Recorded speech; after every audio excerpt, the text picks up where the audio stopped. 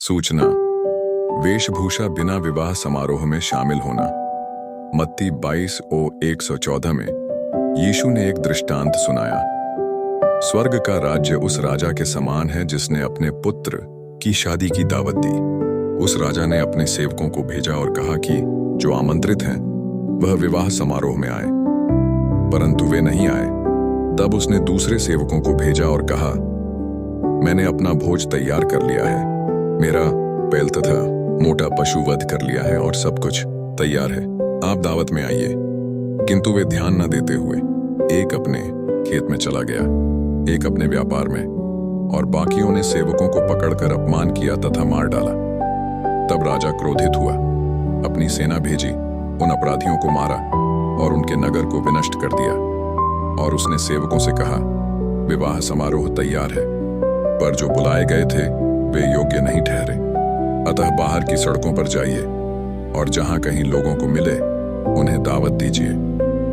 तब सेवक सड़कों पर निकले और बुरे भी और अच्छे भी जिन्हें कुछ मिला लाए, और विवाह स्थल मेहमानों से भर गया। जब राजा मेहमानों को देखने के लिए आया, वहां एक व्यक्ति देखा जो वेशभूषा पहने बिना आया था।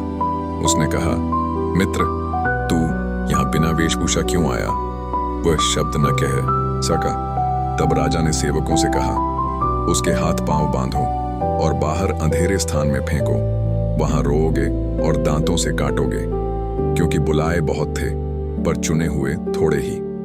दृष्टांत की व्याख्या, राजा परमपिता है और पुत्र यीशु मसीह है, और विवाह भोज दावत है जो कि ईश्वर का उद्धार है।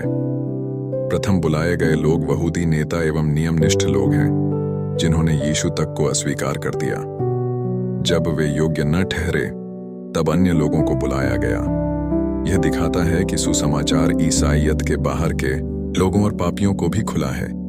वेशभूषा केवल बाह्य पोशाक नहीं है, बल्कि वह धार्मिक जीवन है, विश्वास और परिवर्तन जो ईश्वर की ओर से आता है।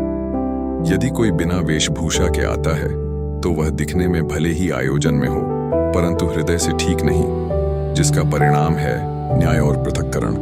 ईश्वर का बुलावा सुलभ है, किंतु उत्तर देना और यीशु की धार्मिकता, उनका न्याय पहनना जरूरी है।